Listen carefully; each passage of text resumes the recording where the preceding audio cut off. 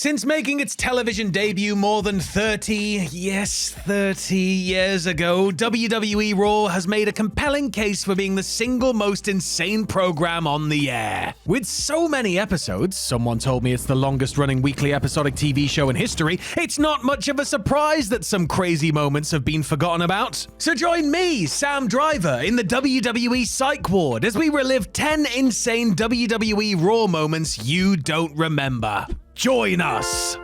Number 10, Kane chokeslams Eric Bischoff to hell. WWE went to great lengths to reheat Kane, no pun intended, in the summer of 2003. After an age of being a drifting mid-card player, the Big Red Machine became a monster heel after losing his mask, and promptly went about destroying everyone who got in his path, whether that was one-time tag partner Rob Van Dam, Jim Ross, or Linda and Shane McMahon. Eric Bischoff, the man ostensibly in charge of ensuring that Raw didn't delve into complete chaos, was one of the first to feel the wrath of unmasked Kane on the June 30th edition of the show. Eazy-E was out there trying to stop RVD from getting a chokeslam on the stage, when Kane turned his attention to the Raw GM and sent him sailing off the side of the stage and through a table. Bischoff was supposed to go through 2 tables, but did close to half a flip, and was lucky he didn't land directly on the back of his head and neck. It was a sick bump, one which the WWE Hall of Famer later confessed left him with a broken thumb. Given the way and force with which he landed, it could have been much worse. Number 9, Lita feels the Latino heat.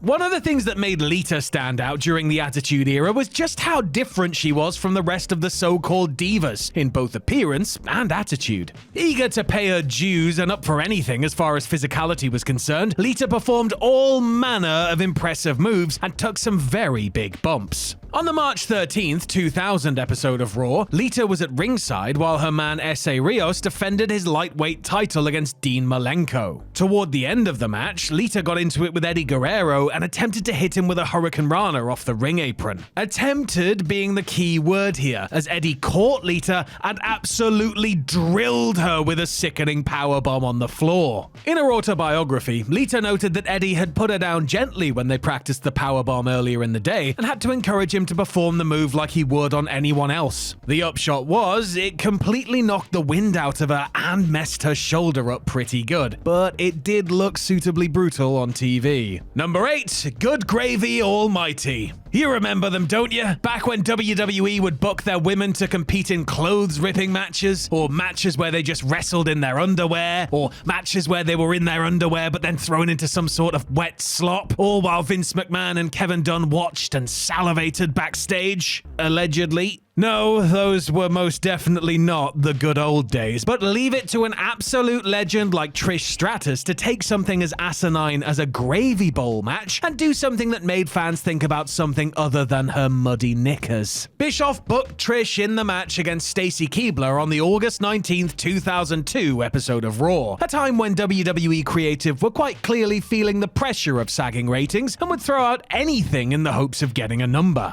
Before the, match could begin, Stacy attacked Stratus on the stage, delivering a swift kick to the tummy before chucking her into the drink some 8 feet below. It was a pretty damn daring bump, to be honest, considering the height, and the fact that gravy was supposed to break her fall. Number 7, Diss the Diva. Of course, stuff like gravy bowl matches were far from the worst thing involving the women that WWE broadcast on its flagship show in that era. A new nadir would be reached with the Diva Search contest, which saw a gaggle of hopefuls compete in a reality show-inspired competition in the hopes of bagging a 1-year, $250,000 WWE contract. And if you think putting untrained people with a live mic on live TV would be a terrible mistake, you would be bang right. As evidenced by the Diss the Diva segment, which aired on the August 30th, 2004 episode of Raw. Hosted by Stacy Keibler, Diss the Diva gave the 4 remaining contestants the opportunity to slag the others off at will. And since nobody gave the girls the iggy about what they could and couldn't say as far as language was concerned, things quickly went well and truly off the rails. The unpopular Carmella got it the worst, being called things that, if I repeated them here now, would probably get us permanently kicked off YouTube.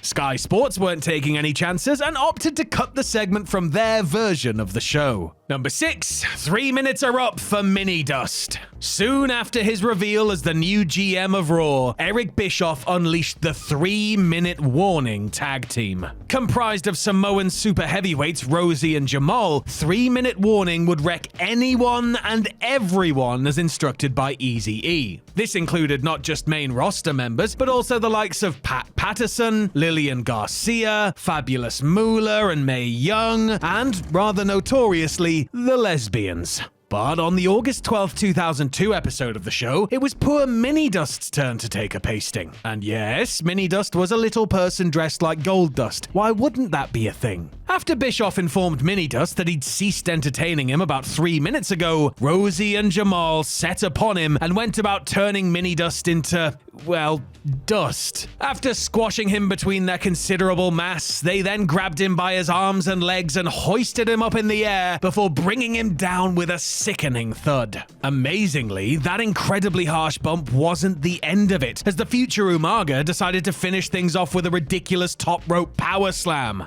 Yup, he did.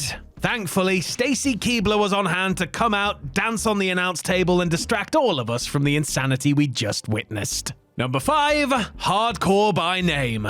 One of the highlights of Raw back in the day was the chaotic chronicles of the Hardcore Championship. A really fun addition to the show, the Hardcore division gave a bunch of mid-card guys some genuine direction and provided a different, fun type of match for the viewers. 2 of the stalwarts of this division at the time, Hardcore Holly and Big Boss Man, clashed in a hardcore match on the September 20th, 1999 episode of Raw. They weren't long into the match, with Boss Man beating on Holly with a chair when old Sparky Plug chose to counter the assault by grabbing a glass pitcher from the announce table and absolutely twatting Ray Taylor in the face with it. Now, granted, this was sugar glass and not real glass, but how did anybody think this spot was a good idea? The results were immediate, as Boss Man's eye turned an ugly shade of purple and just started swelling up. According to reports, Boss Man had to have it washed out after the match, but a piece of sugar glass got stuck inside his eyelid and became infected. And yet he still managed to put on this classic just 6 days later. Respect. Number 4,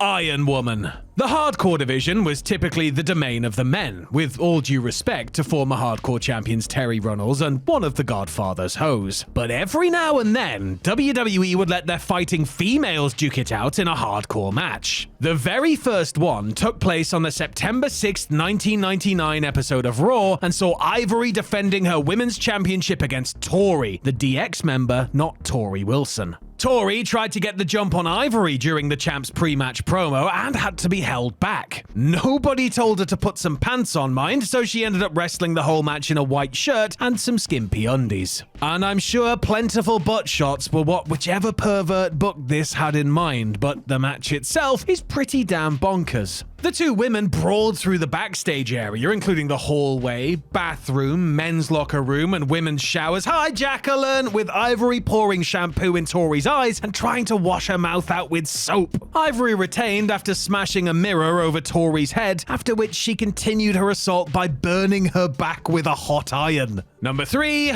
Y2J. The feud between Chris Jericho and Chyna was a weird one that never quite clicked, though it did produce a couple of surprisingly decent matches. Genuinely at odds behind the scenes, the pair were not helped by the rubbish TV segments and angles that were written for them. Case in point, this craziness from the November 15th, 1999 episode of Raw. Y2J and the Ninth Wonder of the World had just had an Intercontinental title match at the previous night's Survivor Series, which Chyna had won. Jericho was trying to regain some momentum by beating Gangrel, but Chyna and Miss Kitty ensured that didn't happen. So the Ayatollah of Rock and Roller responded in a mature and perfectly normal way by abducting Chyna backstage and then tying her to a chair in a dark room. Yep, a perfectly rational response right there. After cutting a crazed promo on the IC champ, Jericho took things a step further by smashing Chyna's thumb with a mallet. Look, I know this is the Attitude Era and assaulting women is encouraged and everything, but don't you think it's maybe just a little bit much? Number 2, the original ladder spear.